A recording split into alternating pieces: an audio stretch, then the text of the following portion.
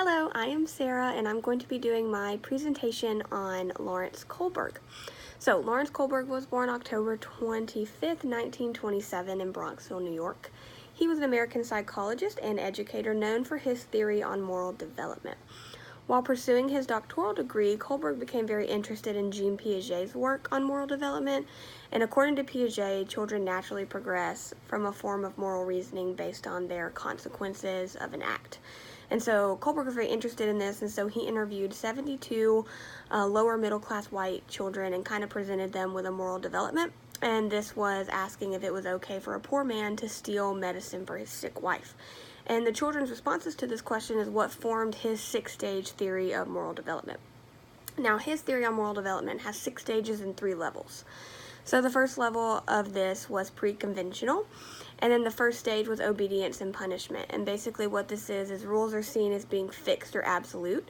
So obeying the rules is important because it means avoiding punishment. This is kind of made for the infancy age group. And then you move up to preschool age group where it becomes self-interest and exchange. And this is decisions are made based on the principle of what's in it for me. So the example of this could be if I do what my mom or dad tells me to do, I'm going to get a reward. And so therefore I'm going to do it. Then we move on to the next level, which is conventional. And the first stage of this is social conformity. And so there's a sense of what good boys and good girls should do, and an emphasis on how well they're going to be liked and impact their day-to-day relationships. So are they going to like me? If I do this, am I still going to have friends? Things like that. And then you've got the law and order, which is the focus is on maintaining law and order by following the rules, doing one's duty, and respecting authority. These are kind of the school-aged levels of his 6-stage moral development.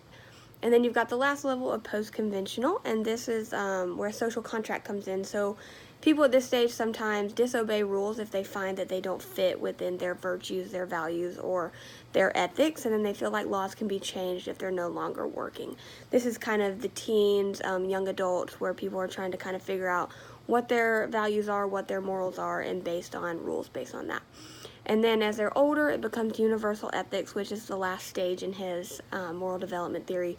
And people have principled conscience and they follow universal ethical principles regardless of what official laws and rules are. And so this kind of plays back into the golden rule thing, which I put in my handout, based on I'm not going to do this because it invalidates the golden rule.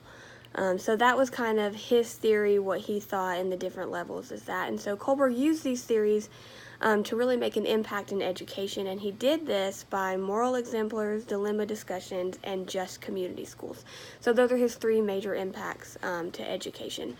And what this is moral exemplars are, he kind of studied people like Abraham Lincoln, Martin Luther King, what kind of motivated them to do what they did, the differences that they made in the world, and things like that, which kind of led to his next one, which is dilemma discussions, and he put these in schools, and he kind of did this to increase moral reasoning. So unlike moral exemplars, Kohlberg tested the method by integrating moral dilemma discussion into curricula in school classes, such as like humanities and social studies and different things like that, kind of teaching them, but also presenting them with those moral discussions to kind of spark classroom discussion for kids and students at that level. And then Kohlberg worked with schools to set up democracy-based programs. So this is what he did with the Just Community Schools. And this is where both students and teachers were given one vote to decide school policy. So it wasn't just a certain set of groups, it was the students and the teachers working together.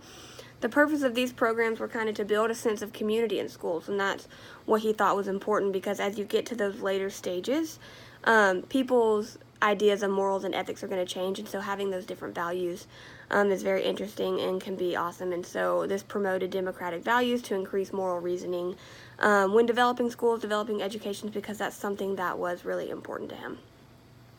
His theory did receive a lot of criticism, but most notably from Carol Gilligan, who argued that his study ignored moral development exhibited by girls. So because he started this and he was only interviewing males, she felt as though it wasn't really digging into the nurture and nature that people say that women have.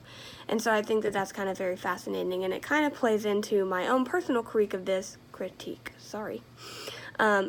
because I feel like a lot of moral and like value actions in myself, and as like young adults, I don't speak for everyone, but I would say we follow a lot of gut reactions, and we follow a lot of like kind of like what our heart feels.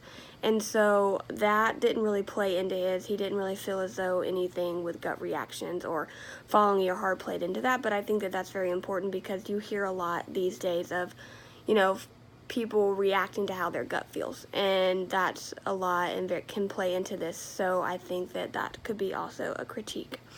In 1971, while doing research in Belize, Kohlberg did reportedly contract a parasitic infection, and so he came home and it caused like physically ill and depressed, and so he ended up committing suicide in 1987, and that is how Kohlberg died. But I think Kohlberg left a big legacy as far as education and like being able to put these moral dilemmas and stuff. And I see myself as a teacher adding that stuff in, adding real life dilemmas when you're teaching, so students can spark conversation and kind of figure out where they're at with their own moral reasoning, their own moral development. Because as you get into the middle school, which is kind of where I'm at, they kind of start to play those by ear and figure out who they are.